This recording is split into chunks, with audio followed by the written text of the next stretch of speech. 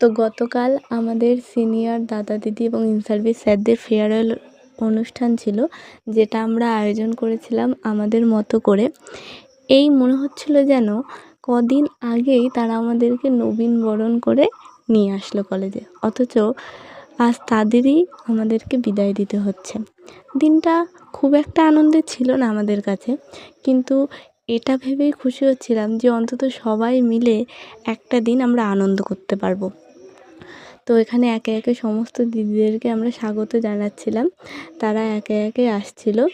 কলেজে ভর্তি হওয়ার পর সব দিদিদের সাথে বা দাদাদের সাথে হয়তো আমাদের পরিচয় ছিল না, শুধুমাত্র ইন্টার্নশিপের সময় যে কয়জনের সাথে একই স্কুলে পড়েছিলাম তো তাদের সাথে একটু পরিচয় আছে। কিন্তু তবুও অনুষ্ঠানগুলোতে যখন সকলে মিলে একসাথে হতাম সত্যিই ভালো লাগতো। সকলে মিলে যখন অনুষ্ঠানে পার্টিসিপেট করতো, কেউ নাচ, কেউ গান, যে যার মতো করতো, খুব ভালো লাগতো। কিন্তু এখন সেই কলেজে আমরা একা।